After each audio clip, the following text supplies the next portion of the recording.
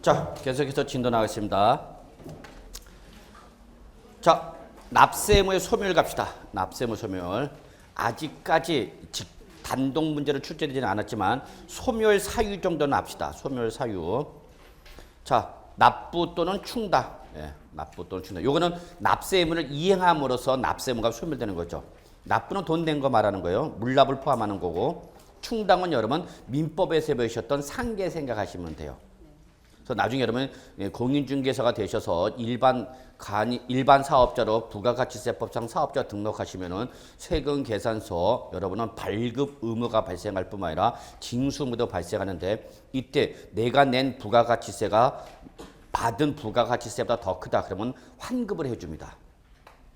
그래서 나중에 여러분 실무 나가실 때 부가가치세법상 일반 과세제로 할 거냐 간이 과세제로 할 거냐는 것은 나름대로 중요한 범위가 됩니다. 내가 타겟을 누구로 할 거냐에 따라 달라지는데 이때 부가가치세 환급해 주려면 세무서장은 환급해 줄 때 무조건 환급해 주는 것이 아니라 장부를 뒤져갖고 내가 받을 세금이 있는지 없는지를 확인해. 그래서 얘 소득세 낼 게 있네? 그러면 소득세하고 환급해 줄 부가세로 퉁 쳐버리는 거야. 죄송합니다. 전문 용어 사용해서. 그걸 우리는 뭐라고 한다 여러분? 충당. 그래요 여러분. 그 다음에 부가의 취소. 그 다음에 국세 부가권 제척기간의 만료. 그 다음에 국세 징수권 소멸시효의 완성. 그래서 이거는 지방세도 동일. 지방세 동일. 옆에다 적으세요. 지방세 동일. 그러면 시험에서 납세 의무의 소멸 사유가 아닌 것. 소멸 사유가 아닌 것으로서 여러분한테 정답으로 요구할 수 있는 대표적인 것이 저는 바로 납세 의무자의 사망. 돌아가셨습니다. 그러면 그때는 사망을 해서 납세 의무가 소멸되는 것이 아니라 가신 분한테 세금 좀 내고 가셔야 되는데요. 그럼 그분이 안 가? 안 가죠. 짜증내서. 그래서 가실 분은 가시고 그 대신 그걸 누가? 상속인이 상속에 의해서 포괄 승계되는 거죠. 그렇기 때문에 납세 의무가 소멸되지 않습니다. 누가 내야 된다고? 상속인이. 상속을 받은 재산이 있는 상속인이. 그러니까 세금 안 내려면 어떻게 하면 돼? 상속 안 받으면 돼. 그래서 혹시 세금 때문에 상속 안 받는 분 있으면 저한테 꼭 좀 얘기해 주세요. 제가 인수할 테니까. 그 다음에 여기가 가장 일반적인 거고 요걸 조금 어렵게 내겠다. 그러면 부가의 철회. 이거는 우리 공인중개사 수준을 조금 오버하는 건데 철회 또 결손 처분 이런 것이 대표적인 납세 의무의 소멸 사유가 아닌 거로서 시험에 나올 수 있는 것들입니다. 여러분한테 부가의 철회나 결손 처분 이걸 물어보기는 조금 껄끄러워요. 왜? 아직 세법을 전문으로 공부를 안 하신 분들이기 때문에. 자, 그 다음에 거기 보시면 제척기간의 만료가 있죠, 여러분. 자, 내가 부동산을 취득했어. 그러면 취득세 납세 의무가 발생한 거죠. 거기에 대해서 과세권자가 과세를 할 수 있는 거. 그래서 납세 의무가 뭐하고 성립하고 거기에 대해서 세금을 부과할 수 있는 권리를 바로 뭐라 한다, 여러분? 부가권이라 그러는 거죠. 그래서 지방세 부가권, 국세 부가권. 근데 이 과세 간청이 과세할 수 있는 권리인 부가권은 영원히 존속을 하는 것이 아니라 일정 기간 동안만 존속하는 거죠. 그래서 바로 권리의 존속 기간을 뭐라 하는 거예요, 여러분? 여보세요?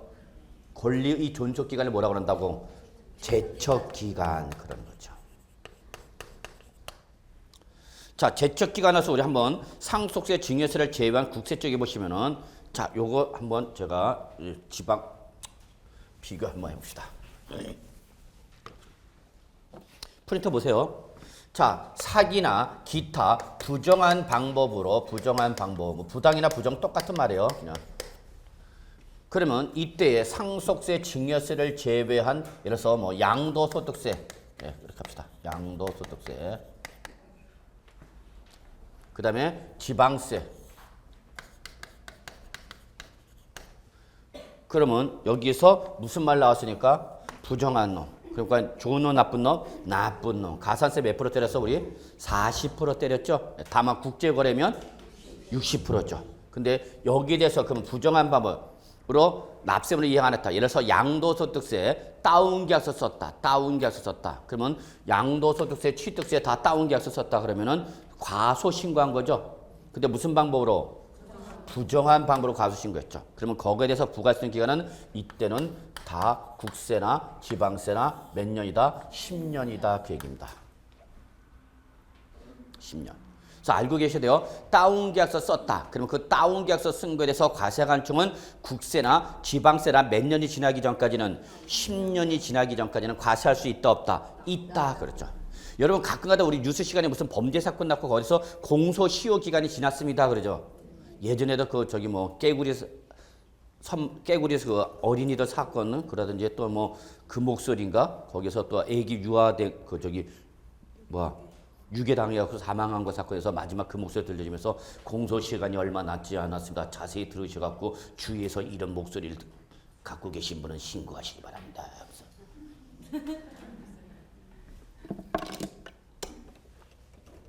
똑같이 세법도 조세를 부과하는 기간은 영원히 있는 것이 아니라 일정 기간만 존속한다. 그래서 요거는 몇 년이다 여러분? 10년.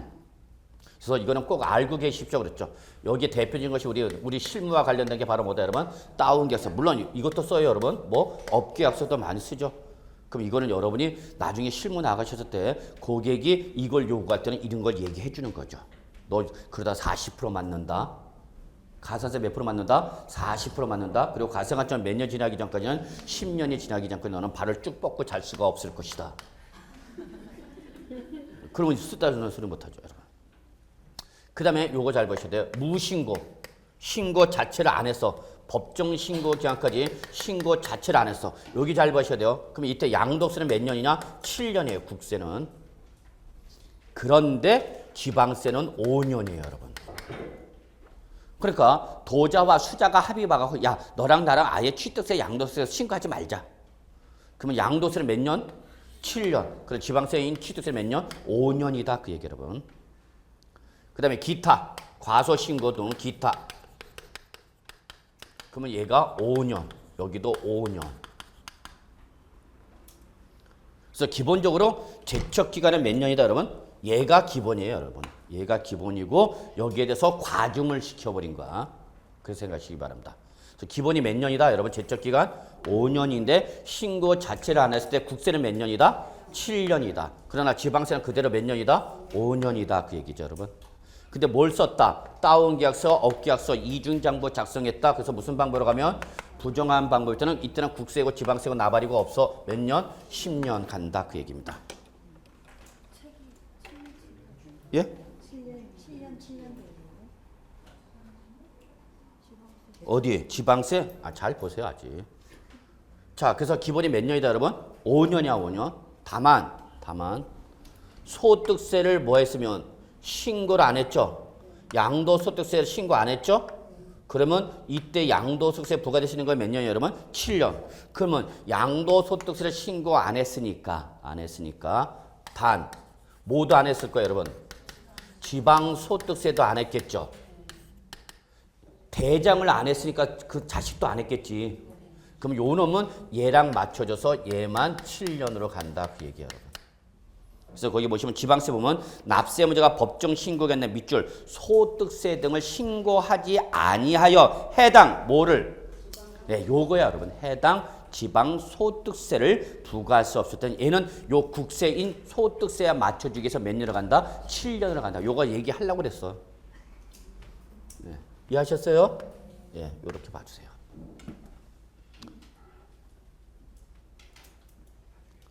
그래서 여기 지방세 7년은 일반적인 지방세를 말하는 것이 아니라 뭐에 대해서만 적용하는 거예요, 여러분? 지방소득세. 뭐로 안 함으로써 소득세를 신고하지 아니하여 국세가 몇 년, 여러분? 7년. 그러면 그에 따른 뭐도 지방소득세도 몇 년? 7년. 얘는 뭐니까? 부가세니까. 죄송합니다. 이제 부가세가 아니죠. 자꾸 이게 입이 배겨갖고. 네. 그래서 요 지방소득세도 요 때는 5년이 아니라 몇 년이다, 여러분? 7년이다. 요거는 예외 규정이야. 요건 예외, 요게 원칙. 정리되셨어요? 예. 다만 거기 보시면은 국제거래일 때 역시 우리 60% 때렸던 것처럼 얘도 제척기간은 15년으로 갑니다. 15년. 국제거래를 통한 부정행위 때는 이때는 제척기간이 몇 년이다 여러분? 15년. 이건 어디에만 적용하는 거야? 국세만 적용한다고 그랬죠 여러분? 그 다음에 부담부 증여로 인한 양도소득세. 부담부 증여는 양도세도 제척기간이 10년으로 갑니다. 그래서 거기 예외 규정 두 가지 있다는 것까지 좀 봐두실 필요는 있어요. 뭐 국제거래 이런 거면 거의 없겠죠. 부담부 증여는 우리 공인중개사 실무와는 거의 뭐 동떨어져 있죠. 자, 그 다음에 4번 갑시다. 국세 징수권이 이제 뭐죠, 여러분? 소멸시 완성이죠. 자, 이거 여러분, 납세 의무가 발생했어. 그러면 납세 의무가 발생한 거에 대해서 과세관청이 과세할 수 있는 권리가 바로 뭐가고 여러분? 부과권이고, 이때 이 부과권은 뭐다, 여러분? 제척기간이죠. 그래서 요때 확정은 납세 의무자의 뭐에 의해서 신고 또는 과세관청의 뭐에서 결정해서 확정된 거죠. 그래서 소득세를 신고를 했는데 돈은 안 냈어. 과세관청이 재산세 납세 고지서를 보냈어. 근데 이 사람이 안 냈어. 안 낸 거에 대해서 과세할 수 있는 권리를 뭐라는 거예요, 여러분? 징수권 그러는 거죠. 징수권.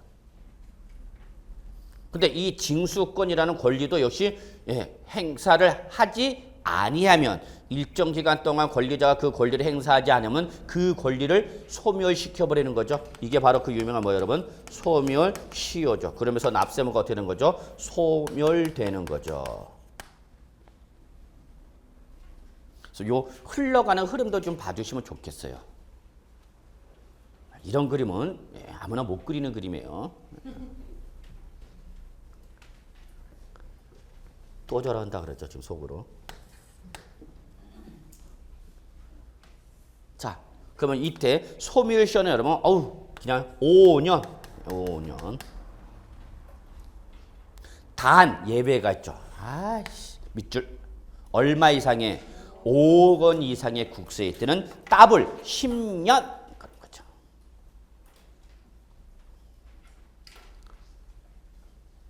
자, 얘는 사실 전통적인 출제 범위는 아니었어요. 근데 요즘 문제를 분석하면요, 과거에 안 나왔던 부분이 이제 시험에 자꾸 나오는 거야. 그러니까 나올 수 있다는 얘기야. 그래서 지금 정리하는 겁니다. 나올 수 있어요. 여기서 기존에 시험에 나온 건 딱 일단은 여기 한번 시험에 나왔죠. 아주 오래전에 한 7, 8년 됐나? 그 당시도 제가 여러 번 다운겨서 썼을 때는 과세관청이 10년 부과할 수 있습니다. 계속 그 얘기를 했어요. 실무 나가실 때 알아두십시오. 고객이 다운겨서 써자고 할 때에 여러분은 이런 말을 하십시오. 그래서 10년 동안은 부과할 수 있다. 근데 그게 시험에 나와버렸죠. 그래서 학생들이 그냥 10년 찍었는지 맞는지 모르겠다고. 맞는 거야. 모르겠어요. 자, 그래서 여러분 요거 한번 정리하시면, 요거 내가 정리해놓고 보니까 내가 보니까 깔끔하다. 저는 자뻑 증세가 심해요. 그래서 이렇게 해놓고 보면 나도 순간적으로 놀라. 아니 이렇게 정리를. 이따 포토타임 드릴게요. 할 수 없어, 먹고 살라니까. 내가 학개론을 했었어도 이러지 않았을 텐데. 자, 갈게요. 299쪽 2장 부동산세법 갑시다. 작년 여섯 시험에 나왔죠? 작년. 2번 부동산 활동에 따른 조세 분류. 아깝이 이거 오래 남아 그냥 주워 먹는 문제였는데 작년 나왔어. 자, 그래서 부동산 활동에 따른 조세 분류 별표 하나만 칩시다. 자, 부동산을 취득할 때, 보유할 때, 처분할 때 발생하는 게 뭐냐 이거 물어보는 거죠. 자, 일단 여러분 우리가 첫 번째 기억할 게 바로 뭐예요, 여러분? 농부죠. 농부 동그라미. 농어촌 특별세 농자, 부가가치세 할 때 부자. 그래서 우리 어떻게 배운 거예요, 여러분? 농부. 그래서 제가 여러분한테 이렇게 말씀드렸죠. 농부는 해 떠서 해 질 때까지 일하시는 분들 아니야.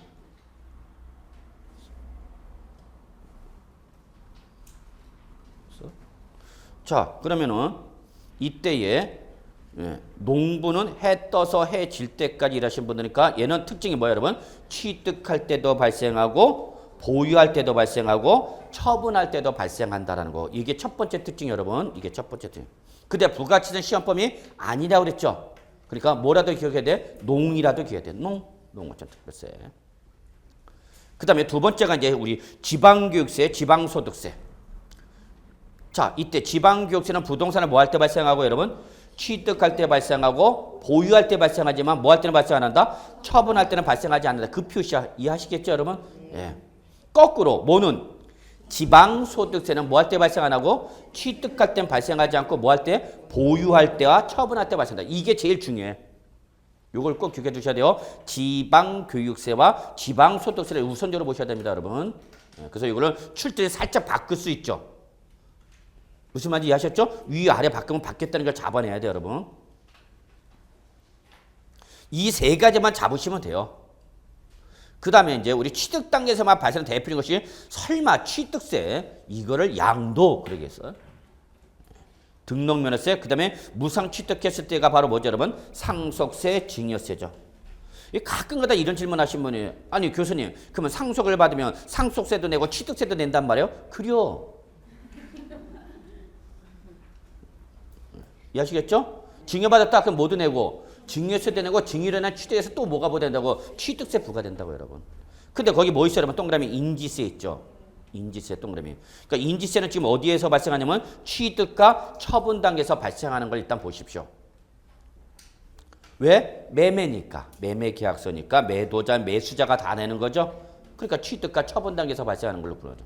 보유 단계에서 발생하는 걸로 보느냐 안 보느냐 여기 대해서는 조금 시험 내기가 힘들 거야. 왜냐면 전자문서가 있어갖고 전자문서까지 들어가면은 요거는 조금 애로사항이 많아지기 때문에 보유 단계에서는 절대 인지세 안 물어볼 겁니다. 출제원이. 그런데 우리는 뭐는 알고 있어? 매매 계약서니까 취득자와 양도자한테 인지세가 부과된다는 걸 알고 있죠. 자, 그 다음에 보유 단계로 넘어가면 보유 단계에서 대표적인 것이 바로 뭐죠, 여러분? 제지종. 유명하죠. 제지종. 무슨 세? 보유세죠, 뭐, 여러분.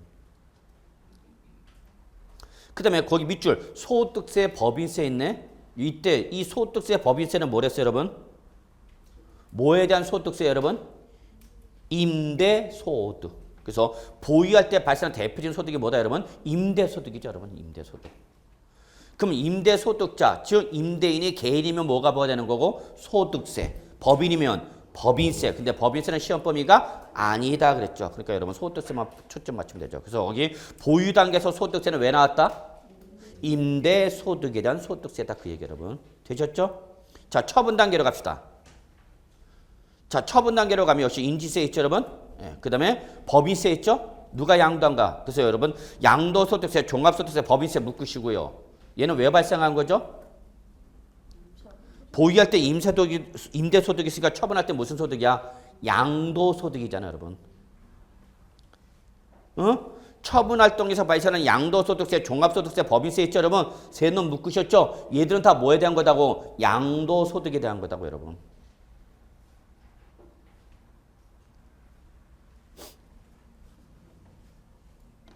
자, 봐요.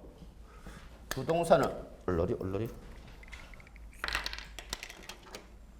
부동산을 취득하고 보유하고 지금 뭐 하는 거예요, 여러분? 처분하는 거죠. 사람의 라이프 사이클과 똑같아. 요때 보유하는 대표적인 소득이 무슨 소득이 여기는 임대소득.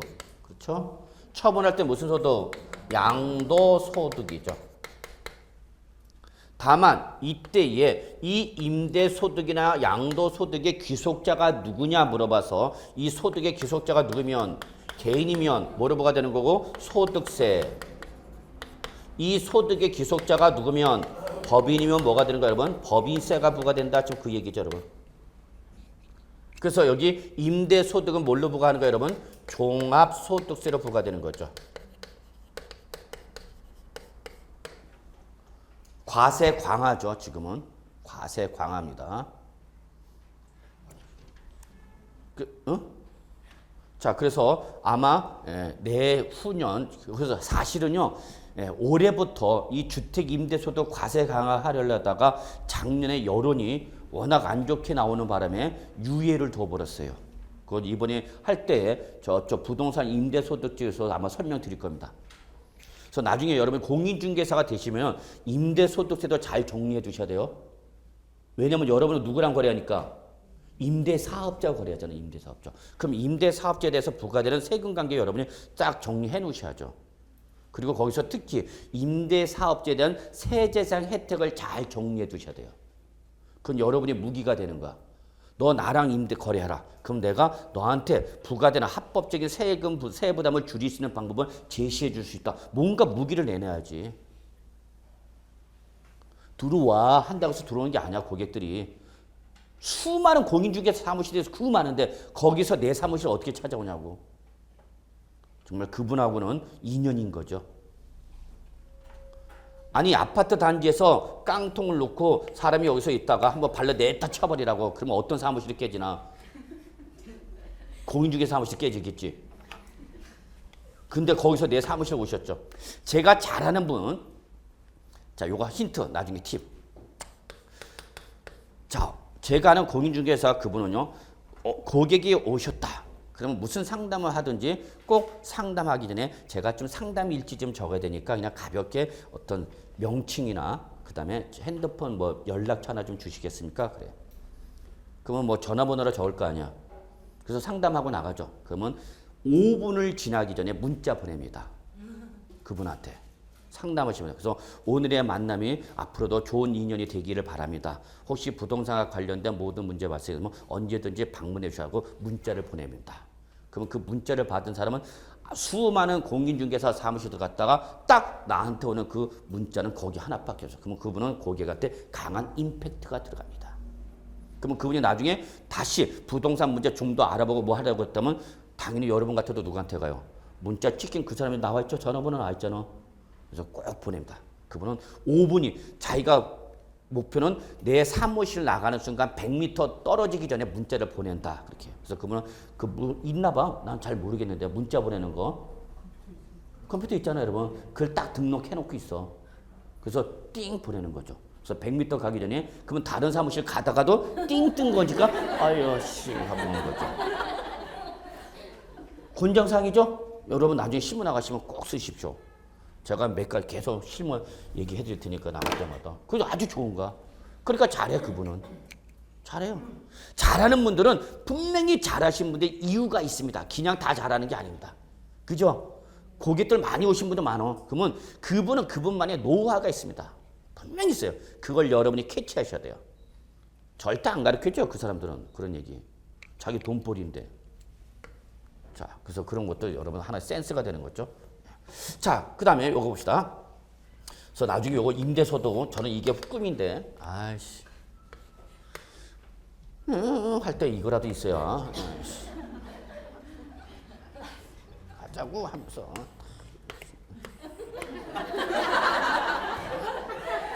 따라와 하면서.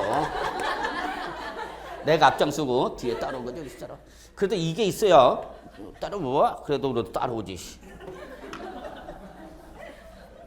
왜? 예? 그랬어요? 더 이상 어떻게 표현해? 자, 갈게요, 여러분.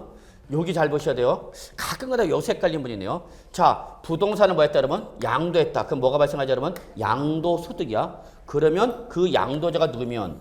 개인이면 뭐로 가는가? 소득세부가 되는 거죠, 여러분? 법인이면 법인세가 뭐가 되는 거죠? 그래서 거기 보시면 뭐가 나왔어? 소득세, 법인세 있는 거죠? 그런데 주의하죠. 이 양도자의 개인의 양도 행위의 사업성이 없으면 뭘로 가는 거고 여러분? 일시적 우발적 양도했다면 뭘로 가는 거고? 그렇지. 이때는 양도소득세로 가는 거고. 이 양도한 개인이 사업자면 그때는 뭐로 가는가? 네, 그렇죠. 종합소득세로 가는 거예요, 여러분. 그래서 이때 종합소득세는 뭐가 되는 거예요, 여러분? 사업소득이 되는 거죠. 그래서 우리 양도 단계에서 뭐가 있어요, 여러분? 종합소득세, 양도세, 법인세 있죠? 어? 예. 네. 그게 왜 나오는지 설명드린 거예요. 그래서 가끔 가다 공부를 많이 하신 분들 오히려 아실 텐데 양도소득세 이걸 잘 구분을 못하는 분이 계셔요. 그러면 자 봅시다. 다시 한번 부동산 처분했다. 무슨 소득이 발생한다? 양도소득. 그러면 거기에 대해서 뭐가 부된다? 소득세 또는 법인세. 다만 소득세는 누구한테 때리는 거고? 개인. 법인세는 누구한테? 법인. 근데 법인세는 시험 범위가 아니니까 신경 쓰실 필요는 없어요. 근데 문제는 양도를 했을 때 그 개인에 대한 소득세는 다시 뭐로 부과되는데? 양도소득세와 종합소득세로 구분하는데 이 구분 기준은 뭐다? 양도행위가 사업행위인 거냐 아닌 거냐. 그래서 여러분이 거주하고 있던 주택을 일시적, 우발적으로 이전하는 과정에서 양도했다. 그럼 어디로 가는 거고? 양도소득세 여기다 적으세요. 사업성 있는 경우 부동산 매매업자, 주택 신축 판매업자 하나 적어놓으실래요? 그런 사람들은 사업행위로 양도하는 거죠. 그죠? 그런 사람한테는 양도소득세가 아니라 뭐로 가서 해야 된다고 여러분? 종합소득세로 가서 되는 거예요. 이런 거 구분해 줘야지 여러분이.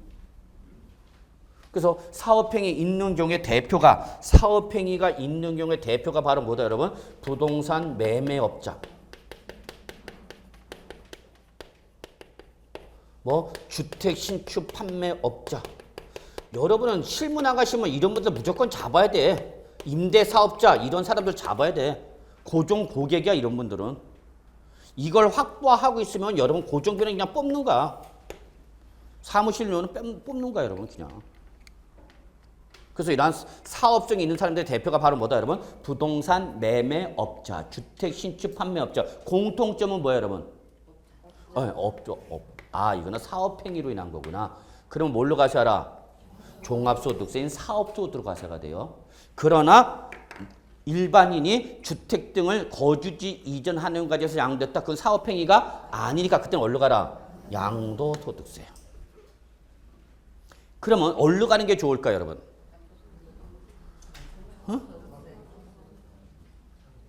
막 찔러봐 일단. 그러나 여러분 답안지는 막 찔러보면 안 됩니다. 자, 양도소득세로 과세할 때 종합소득세로 과세처는 뭐냐면 종합소득세로 과세가 되면 다른 소득과 무슨 과세하죠? 합산과세되죠. 종합과세되죠. 그러나 얘는 뭐죠 여러분? 분류과세죠. 즉 양도소득세만 따로 과세하는 거죠. 근데 세율은 어디가 더 높을까요? 원칙은 둘 다 똑같습니다. 무슨 세율이니까? 누진세율이죠. 누진세율인데 얘는 뭐 하는 거고? 합산과세하는 거죠. 다른 이자소득, 배당소득, 사업소득, 근로소득, 연금소득, 기타소득과 합산해서 그러니까 과세금액이 커지죠. 커지니까 적용되는 세율이 높아질 수 있죠. 근데 얘는 뭐만? 양도소득세만 갖고 따지죠. 근데 주의할 게 있죠. 양도소득세 무슨 제도가 있어요? 중과세 제도가 있죠.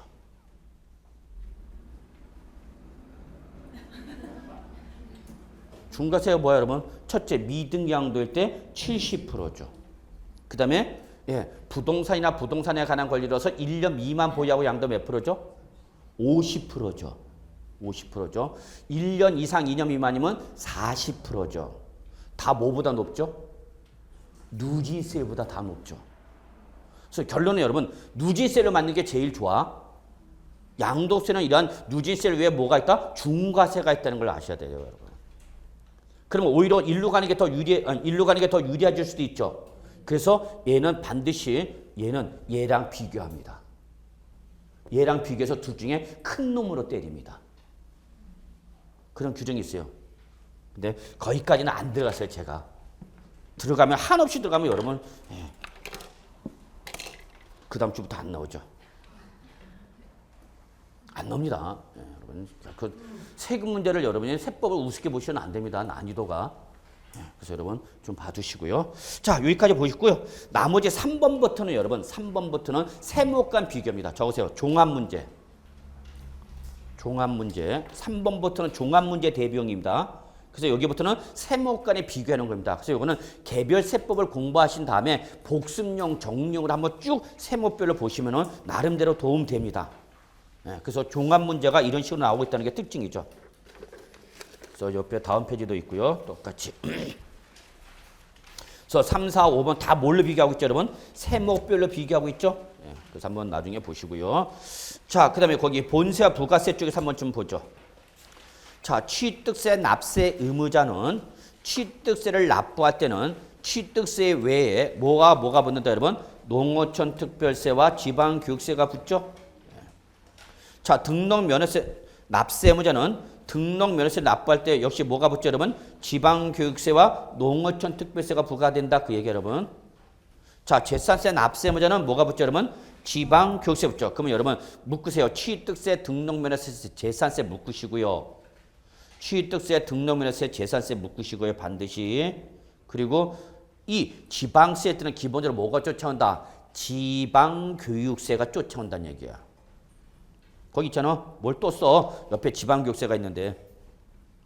그래서 취득세, 등록면허세, 재산세 기본적으로 납부세액에 대해서 몇 프로를? 20%를 뭘로 낸다? 지방교육세 낸다는 얘기야. 다만 뭐는 취득세는 지방교육세로만 내는 것이 아니라 뭐와 뭐로 나눈다? 농어촌 특별세와 지방교육세를 낸다 그 얘기죠. 이해하시나요? 자, 이거를 출전이 여러분이 이해를 하는지 못하는지는 간단히 물어볼 수 있어요. 네, 무슨 문제를 내면 돼? 계산 문제 내면 되죠. 풀어보세요. 자, 그러면 토지를 5억 원에 매매로 취득했다. 그러면서 출전이 그에 따라 이에 따른 세금의 종류와 금액이 얼마인지 옳은 걸 고르시오. 이렇게 문제 만들면 돼요, 여러분. 근데 이건 여러분 실무 나가면 즉각적으로 발생하는 것들 아니야, 다. 그죠? 주택이나 이게 다 여러분 발생하는 거 아니야. 그러면 요거 해보자고요. 자, 과표. 우리 지금 뭐 하는 거야? 취득세 하는 거죠? 자, 이 구조로 집어넣으면 돼요, 여러분. 과세 편익이 얼마 되면 돼요? 취득가가 얼마니까? 그냥 5억 원 집어넣어요, 여러분. 거기다 이제 뭘 때려? 세율. 예. 그러면 세율은 어떻게 나오는가?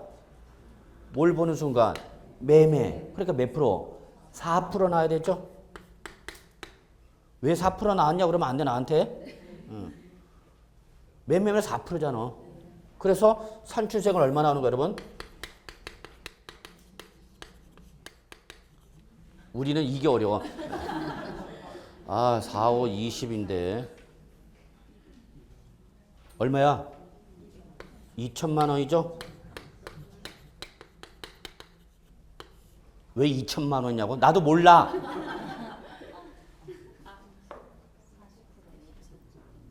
맞잖아, 2천만 원. 4, 5, 20, 40%면 2억 원이고 4%니까 2천만 원 아니야. 참 힘들게 계산한다. 자, 그러면 얘가 그대로 뭐가 되는 거예요, 여러분? 납부세액이 되는 거죠? 별도로 감면이라는 말이 있으니까 없으니까? 없으니까. 그럼 2천만 원이다 그 얘기 여러분. 그래서 얘는 취득세를 얼마 낸다? 2천만 원 내는 거죠. 그러면 2천만 원만 내면 되냐? 아니, 못 쫓아온다. 부가세 쫓아온다 그 얘기죠. 그러면 취득세는 항상 뭐가 쫓아온다? 농특세. 그래서 과표 얼마에다가 5억 원에 대해서 무조건 몇 프로 때리라고 해서 2%. 2%는 상수야. 상수가 뭔지 아시죠? 조건에 관계없이 그냥 정해진 숫자야. 그냥 무조건 2% 때리라고. 그러면 여기서 5억 원에 2%를 때린 걸 뭐를 말하냐면 종전 취득세를 말하는 거예요. 우리 지금 취득세는 현재 취득세는 얘는 종전이 뭐와 취득세와 종전이 뭐가 등록세가 합쳐진 겁니다. 그랬잖아요, 여러분. 응? 네. 그래서 요거를 나누어서 때려야 돼. 왜냐면 예전에는 종전 취득세는 10%를 뭘로 냈느냐? 농특세로 냈고 종전 등록세에는 20%를 뭘로 냈다는 얘기 여러분? 지방교세 냈단 말이야. 근데 이게 지금 어떻게 된 거니까? 합쳐진 거니까 이 부가세를 계산할 때는 옛날처럼 다시 나눠라 지금 그 얘기입니다. 이게 지금 나눠서 계산하는 거예요. 종전 무슨 부분과 취득세 부분과 종전 등록세 부분을 나눠서 종전 취득세 부분은 몇 프로를? 10% 얼마 그러면? 또 어려워요. 얼마예요? 자, 같이 해요. 5, 2, 10. 하, 그럼 얼마? 1,000만 원이죠. 1,000만 원에 10%가 얼마? 100만 원. 참 산 넘고 물건 나왔죠. 그래서 이걸 뭘로 내는 거야, 여러분? 농어촌 특별세로 내야 된다고. 됐어요? 자, 그 다음에 이제 요거에 대해서 내야 되겠죠? 취득가가 얼마? 5억 원에 대해서. 자, 지금 매매일 때 표준세를 몇 프로였어? 4%였죠. 근데 그 4% 중에서 이미 몇 프로는? 2%는 뭘로 냈으니까? 농특세로 냈으니까 요걸 어떻게 해줘야 돼? 빼줘야죠. 빼야만 요게 뭐를 말한다? 종전 등록세 부분을 말하는 거예요, 여러분. 그러면 몇 프로를 얘는 몇 프로를? 20%를 뭐로 내라? 지방교육세 내죠. 그럼 얼마야? 200만 원이죠. 이걸 뭘로 내라고요? 지방교육세 내야 된다고요.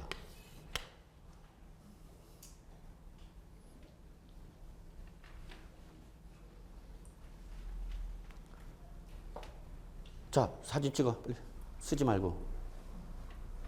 빨리 다시 바꿔야 돼. 지금 바꿔야 돼. 맨날 셀카 찍지 말고 이런 거 찍으더라고. 그래서 집에 가다 오다 가다 이동 간에 공간 중에 짜투리 시간에 꺼내놓고 보라고. 포토타임 줘도 그러네. 이거 계산 문제 나오면 어떡할 거야, 여러분들. 나온 다음에 후회하지 말어. 제가 지금 촉이 오고 있어서 그러는 거야. 촉이 오고 있어서. 참네. 그리고 이거 여러분 실무 나가면 직방이야. 직방? 그 직방 말고. 직방, 요즘 뭐 다방. 뭐야 여러분? 웹사이트죠? 제가 지난주에 어디 젊은 우리 공인중개사를 좀 만났는데 그분한테 그걸 만나면서 저도 희망적인 소리를 많이 들었어요. 역시 젊은 친구다 보니까 전통적인 공인중개사 사무실 패턴이 아니라 상당히 업을 다양화하면서 그 수익 구조를 다각화하는 그런 구조를 취하고 있어요. 그래서 잘 갈 거다. 아주 희망 어린 기쁨을 내가 가졌는데 그 친구한테 그랬어요. 야, 요즘 다방이니 이런 직방이니 이런 거 뜨는 거 어떻게 영향 미치냐 그랬더니 그 친구가 이런 말을 합니다. 저는 그걸 역이용합니다. 그래요. 역이용한대. 저는 그걸 뜬 걸 가지고 내 거로 하는 걸 하고 있대. 그래, 그게 답이다. 더 이상 말은 못해. 그분의 영업 비밀이기 때문에. 근데 그거를 자기 기회로 잡더라고. 남들이 다른 공인중 이런 것 때문에 우리 사무실 어떻게 공인중개사 먹고 살기 힘들어서 어떡하냐 라고 할 때 그 친구는 무슨 소리? 내가 알지 못하는 정보를 거기서 캐치하고 있더라고. 걔는 오히려 좋대. 자기도 고객이 나한테 와 있는 거에 대한 물건이 아니라 또 그걸 자기가 물건 보고 파악하고 있는 거죠. 그 다음에 여러분 나중에 사무실 가면 지역망이 있어요. 그죠? 공인중개사들 지역망 구축해놓고 텃세버립니다. 들어와라, 가입해내라. 이제 그거 죽은 거죠. 그거 필요 없어. 지역망 가입 안 해도. 공동만 안 떠도 또 뜨는데 그 친구는 그거를 찬스로, 기회로 잡더라고. 야, 그래, 그게 답이다. 이런 얘기 누가 해줘. 까불고 있어. 그 친구는 역시 젊다 보니까 그 사고방식이 아주 그 전환이 잘 돼요. 그래서 잘했다, 야. 그러니까 오히려 그 친구는 뭐냐면 내 지역망? 그런데 언제 뭐 돈 내고 가입할 필요가 없어. 지금 먹고 살기도 힘든데 무슨 보증금 내고 그런 데 가입해. 거기 가봐야 뭐 있다고. 왜? 지역망 가입 안 해도 다 뜨는데? 다 떠요. 그래서 그 친구 보여주더라고. 이렇게 하면 됩니다.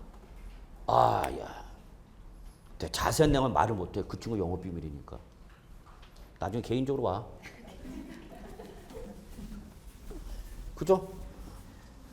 잘하는 분들은 잘해요. 했어요? 자, 제가 이거 조건 바꾸려고 그래요. 요거를 주택으로 바꾸겠습니다. 딱 하나 바꿉니다. 다 실무입니다. 실전 나가면. 그리고 계산형 출제 가능합니다. 저 같으면 이런 거네요. 그냥 굳이 무슨 말장난을 쳐. 세법은 세법답게 그냥 계산해 보세요. 얼마인지. 그러면 심플하잖아. 답 딱딱 떨어지고. 얼마나 좋아, 세법이. 아니, 세법은 말장난 칠 게 없어. 이렇게 내면은 그냥 계산하면 돼. 자, 이거 실무 여러분. 자, 공인중개사가 되셔서 여러분이 주택 얼마짜리를 5억짜리를 매매 중개했어. 그러면 이 사람이 취득자가 제가 이거로 취득해서 내는 세금이 뭐가 될까요? 얼마가 될까요? 그럼 여러분 얘기해 줘야 될 거 아니야. 잠깐만 기다려 보세요. 그리고 나가서 안 들어와.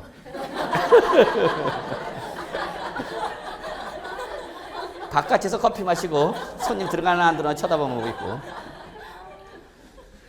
잘한다. 그리고 공인중개사 먹고 살기 힘들어요. 그런 말을 하고 있고. 자, 가죠. 계산합시다. 뭐가 달라진지 지금 제가 비교를 해보고 싶어서 그래요. 제가 비교를 해보려고요. 그러면 우리 구조는 변함이 있어 없어? 없어 여러분. 자, 과표 얼마? 5억 원이죠. 뭐가 달라져 이제? 세율이 달라지죠. 왜? 주택이니까. 주택에 대한 매매를 위한 유상거래일 때는 뭐를 가지고 따져라? 주택의 취득가액을 가지고 따지세요. 그렇죠? 몇 프로의 결론은? 1%죠. 왜 1%냐고? 나 이제 말 못한다. 왜 1%인지 찾아서 해요. 그렇죠? 얼마 이하니까? 6억 이하잖아. 그럼 요게 바뀌네. 그 요거 바뀌는 걸 여러분한테 첫 번째 물어보고 싶은 이유예요. 그러면 산출세액은 또 어려운 거 나왔다. 아씨. 얼마요? 예? 500만 원이에요? 벌써 여러분 얘하고 똑같은 금액이죠. 5억짜리는. 근데 물건이 뭐냐에 따라서 세금이 달라지는 게 보입니까? 아, 얘가 세금이 주택이니까 줄어든다는 게 보여야 되는 거죠. 이거 보여드리고 싶은 거예요, 여러분한테. 그럼 별도로 감면이란 말이 없으니까 이대로 뭐 해주면 되는 거예요, 여러분? 납부해주면 되는 거죠? 얼마? 500만 원. 자, 그러면 이때에 이 취득자는 요것만 내면 되냐고? 아니, 뭘 쫓아야 돼? 부가세 내셔야죠, 부가세. 그죠?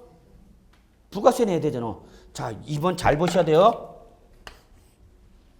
그러면 이때에 농특세 5억 원 곱하기 무조건 뭐랬어? 얘는 상수 그랬죠?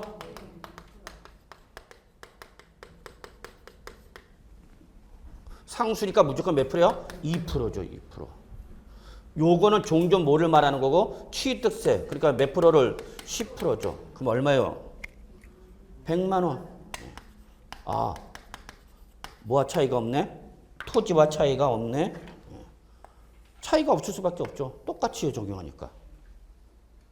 얘 상수고 얘도 상수고. 그렇죠? 그럼 요거만 바뀌면 되는 거죠. 뭐로 가라고요? 5, 20, 1000만 원에 10%니까 100만 원 맞죠? 틀렸나? 자, 이게 농특세죠. 근데 지방교육세를 잘 보셔야 돼요. 지방교육세. 지방교육세, 주택에 대한 지방교육세는 얘랑 계산하는 것이 아니라 취득가액 얼마? 5억 원에서 취득세를 몇 프로 때렸어요? 1% 때렸죠. 요 금액입니다. 그럼 요걸 뭘 말하는 거죠? 취득세 얼마를 말하는가? 500만 원을 말하는 거죠. 여기에 대해서 몇 프로를? 50%를 곱하죠. 왜 50% 곱한 거냐? 이게 종전 등록세 부분으로 전환하는 겁니다. 그러면 여기에 대해서 몇 프로? 종전 등록세 부분은 20%죠. 그럼 얼마일까요? 금방 나오죠? 50만 원이죠. 뭐죠, 여러분? 얘가 지방교육세죠. 어떻게 50만 원 금방 나왔죠? 요 놈의 10%죠. 아하. 왜냐면 요거의 10%잖아. 아니, 50% 곱하기 20%가 10%다고? 그려. 그죠? 네. 그러니까 여러분은 시험에서는 절대 이렇게 계산하면 안 돼. 그냥 등록면에서는 나온 여기지. 취득세 몇 프로 때리면 돼? 10% 지방. 그러면 게임이 더 끝내죠. 그럼 저는 둘 중에 하나만 내면 되겠죠. 그럼 둘 중에 하나 세금 시험 문제 낸다. 그러면 저는 주저없이 주택을 낼 겁니다. 제가 둘 중에 하나를 계산 문제로 내세요. 그러면 저는 당연히 토지보다는 뭐를? 주택. 왜? 공인중개에서 주된 중개 목적은 일단 주택이니까. 그러면 뭐 이거 구구절절 1번, 2번, 3번, 4번, 5번 뭐 말장난 칠 필요 있어 없어? 없잖아. 그냥 쿨하잖아. 응? 모르겠네? 쿨하잖아. 뭘 말장난 외쳐? 이게 세법이에요. 자, 정리되셨죠, 여러분? 예, 꼭 비교 정리해 주셔야 되고요. 그래서 여러분 거기 보시면은 부가세 보시면은 박스 밑에 두 번째 유상거래를 원유로 취득하는 주택 있죠? 얘에 대한 지방교육세는 일반 지방교육세와 달리 계산해야 된다. 그 얘기입니다.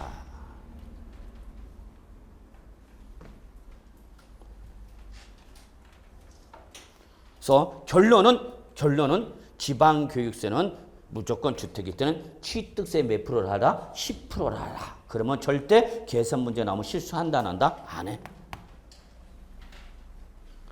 요게 왜 10%가 된 건지 여기서 보여드린 거예요, 여러분. 요거는 똑같이 요거잖아. 요거에다가 50% 곱하기 20%니까 10% 때린 거와 똑같아진다는 얘기죠. 되셨나요? 예. 그 다음에 6번. 국세, 지방세, 우선원칙 옆에다 적으세요. 땡땡. 땡땡. 뭐죠? 당해세죠. 당해세. 특히 당해세는 거기 보시면은 그 밑에 자 이게 원래는 그냥 들으세요. 편안하게. 어디서 해야 되냐. 자 역시 조세채권과 일단 제가 법률적으로 표현해 볼게요. 조세채권과 담보채권이 붙었다. 저당권 설정돼. 저당권에 붙었다 봅시다. 가장 대표적인 게가 저당권. 그러면 법에서는 어떻게 표현했냐면 원칙, 조세채권, 예외, 설정일자가 조세채권보다 설정일자가 빠른 담보채권, 얘가 우선, 단 설정일자가 빠른 담보채권이라 하더라도 당해세는 우선을 못함. 이렇게 돼 있어요, 여러분. 법률적 표현을 하면. 그 시험에서 이렇게 풀면 여러분 돌아버려. 실제 배당 금액을 따져 봐라. 경락가에서 조세채권이 얼마 받는지, 은행에 받아갈 담보채권이 얼마인지 따져봐라. 그럼 이렇게 하다 보면 여러분 복잡하단 말이야. 그러니까 그냥 제가 말씀드릴 때는 그냥 조세채권과 저당권 중에서 담보채권 중에 어떤 놈? 빠른 놈. 둘 중에 어떤 놈이 먼저 받아가라? 빠른 놈이 받아가라. 아, 이거 빠른 놈 진짜 그러면 안 되지. 빠른 거. 빠름. 그렇죠. 단 빠르다 하더라도 뭐는 당해세는 얘가 무조건 우선이다. 그러니까 여러분 나중에 계산 문제가 나왔을 때 배분 금액을 따져봐라 할 때는 그냥 쿨하게 둘 중에 어떤 놈 먼저 배분해 준다? 빠른 거. 설정일자가 더 빨리 돼 있다? 그러면 담보채권. 아니다. 조세채권이 먼저 발생했다? 조세채권. 그런데 설정일자가 더 빠르다 하더라도 뭐에는? 당해세는 담보채권이 우선할 수 없다. 그 얘기죠. 그러면 정리가 좀 더 간편하게 되지 않나? 이렇게 표현하느니 그냥 둘 중에 빠른 거. 그러나 빠르더라도 당해세는 무조건 당해세가 저당권 설정 일자와 관계시 없이 우선 변제받는다. 됐나요? 자, 그 다음에 301쪽에 여러분 분납, 물납 있죠, 여러분? 네, 분납, 물납. 납세의무 편의 제도죠? 작년에도 이거 시험에 나왔잖아. 작년에도. 물납이 모두 인정되는 거 골라보시오. 그냥 주워 먹는 문제였어요. 그냥 빨리 뜯고 말고. 예, 그래서 여러분 거기 우리 부동산 세법 중에서 인정되는 게 뭐죠, 여러분? 재산세, 종부세, 양도소득세. 뭐 없다, 여러분? 지역자원시설세 없죠? 얘는 뭐야, 여러분? 재산세 옆에다 적으세요. 병기세죠. 병기세이기 때문에 지역자원시설세는 모이면서 보유세이지만 분납과 물납이 인정된다, 안 된다? 안 된다. 그걸 보여드린 겁니다, 여러분한테. 물론 취득세, 등록면허세 인정 안 됩니다. 2013년도까지는 취득세가 인정됐었습니다. 분납이. 그러나 2014년부터는 없어졌습니다. 자, 그래서 분납과 물납 위에다 적으세요. 뭐죠, 여러분? 납세 의무 편의 제도입니다. 분납과 물납은 뭐다, 여러분? 납세 의무 편의 제도. 그럼 이러한 납세 의무 편의 제도는 모든 납세의무자한테 인정하는 것이 아니라 누구한테만 인정한다, 여러분? 고액 납세 의무자한테만 인정한다. 그걸 꼭 적어놓으라는 얘기야. 소위 말하면 과세관청 입장에서 누구한테만? VIP한테. 저거 잘 모르면 VIP. 누구 입장에서? 과세관청 입장에서는 VIP라는 얘기죠. 그래서 여러분들도 가끔가다 백화점에서 오전에 초청장 저녁 9시에 오셔갖고 쇼핑 한번 하시죠. 그래서 소위 말하는 VVIP들만 모여갖고 하는 거죠. 그러면 거기 누가 가요? 매니저가 딱 붙죠. 그래서 카타로그 꺼내놓고 자, 이번 품목을 한번 모시겠습니다 하면서 거기 그때는 일반인은 못 들어오는 거죠. 왜? 백화점 문 내려놓고 영업하는 거니까. 오죠 초청장? 네, 안 와? 자, 그래서 VVIP에만 인정되니까 누구도 분납과 물납도. 그래서 분납일 때 보면 재산세는 얼마 초과? 500만 원 초과. 종부세 얼마 초과? 500만 원 초과. 묶으세요. 아, 보유세니까 보유세 분납은 얼마 초과? 500 초과. 그러나 양도세는 얼마 초과요? 1000만 원 초과죠. 물납은 무조건 다 1000만 원 초과죠. 요런 거 출전 좋아한다고 뭔가 달라지는 걸, 그러니까 여러분이 공부할 때도 달라지는 거에 초점 맞춰야 돼. 근데 분납기 한번 봅시다. 재산세는 지방세다 보니까 며칠이네요, 여러분? 45일 이내죠. 일수 계산하죠? 근데 일수 계산은 누가 계산해? 여러분이 계산해? 시장이 계산해? 시장이 한단 말이야. 그러니까 불편한 게 없어. 근데 종부세와 양도소득세는 국세다 보니까 여기는 몇 개월? 2개월로 끊어버리죠. 이거 달라지네, 뭔가. 이런 것이 왜 나와? 자, 재산세 물납 뭐나 여러분? 해당 관할. 자, 재산세와 종부세는 물납은 다 뭐죠, 여러분? 부동산이죠. 다시 한번 재산세와 종부세 물납 가능 자산은 뭐야? 물납. 무슨 자산이야? 부동산이죠. 공통점 찾으셨어요? 근데 차이점이 있죠. 차이점이 보이셔야 돼요. 재산세의 물납 가능 부동산은 뭐예요, 여러분? 해당 관할 구역 안에 있는 거죠. 여기서 해당 관할 구역은 어디야, 여러분? 시, 군, 구를 말하죠. 근데 종부세 물납 가능 부동산은 뭐야? 국내죠. 요런 게 시험에 나오는 거야. 보이는 게.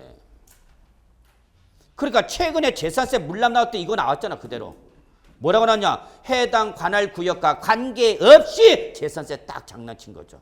뭔 소리야? 재산세 물납 가능 자산은 반드시 어디 있어야 돼? 해당 시, 군, 구 아니겠죠. 노원구 재산세를 물납하겠다. 그러면 어디 있는 걸로? 노원구 있는 부동산으로 내라는 얘기지. 근데 뭘 낼 때는 종부세를 낼 때는 관계이시 없이 국내 어디 있는 거든지 관계없다는 얘기야.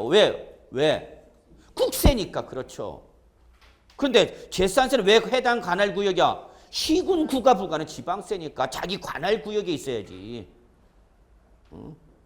똥개도 지집 앞에서 50% 따고 들어간대.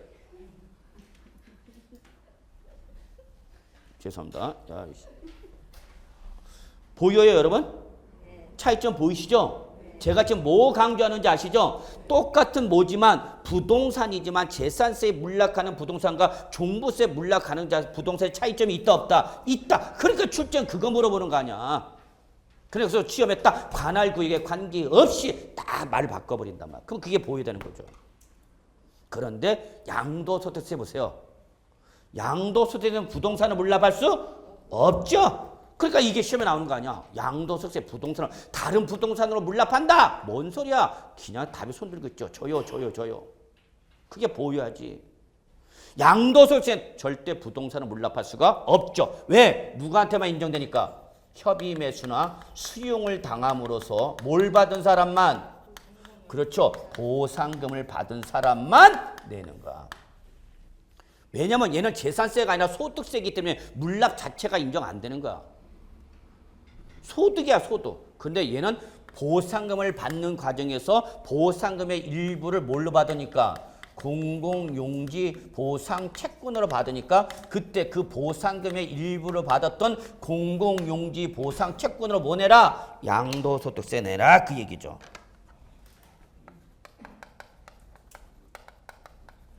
협의 매수나 수용당했다 해서 양도소득세 과세해요, 안 해요? 해야죠, 당연히.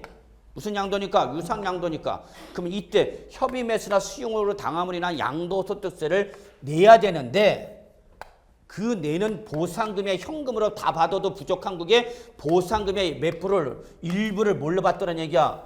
채권으로 받더란 얘기죠. 그럼 너 그때 받았던 보상금의 일부를 받았던 뭐를 채권으로 뭐 내란 얘기야? 양도소득세 내란 얘기. 그러니까 양도소득세 뭐로? 부동산으로 물납할 수가 없는 거죠. 그러니까 시험에 나오는 거죠.